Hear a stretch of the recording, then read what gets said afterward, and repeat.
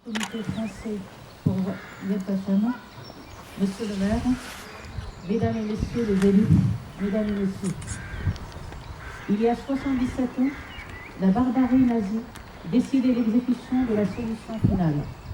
Une idéologie effroyable faisait régner la terreur, une idéologie raciste fondée sur cette croyance criminelle et irrationnelle selon laquelle certains hommes seraient par nature supérieurs à d'autres et que ces autres mériteraient d'être exterminés se voyant dénier la qualité d'être humain.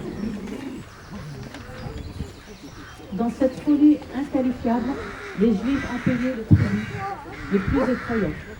6 millions d'êtres humains assassinés dans des conditions inexprimables.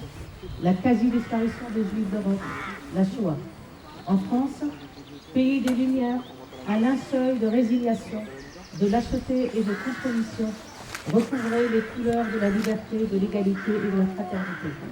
La liberté, la République avait abdiqué. La France avait perdu. Mais très vite, des voix s'élevèrent. Des milliers de Français de toutes conditions sur le choix du bien au péril de leur vie.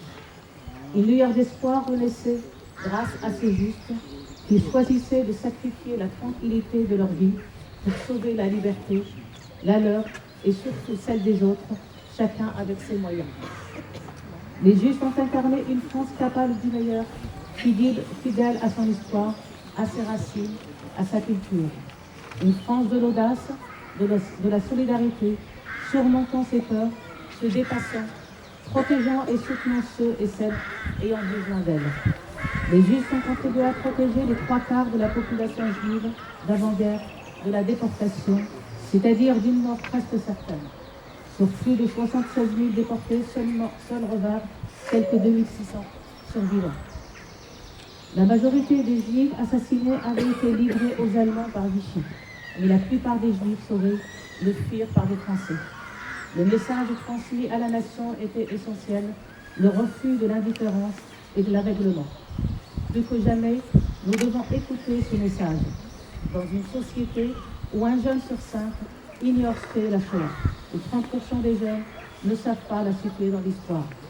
Dans une société où l'antisémitisme ou le négationnisme connaissent un regain intolérable. À un moment où monte l'individualisme et les antagonismes, nous devons nous souvenir et honorer ces hommes et ces femmes. Au nom de la France, au nom de la nation tout entière, je m'incline aujourd'hui devant eux avec respect et reconnaissance. Je vous remercie.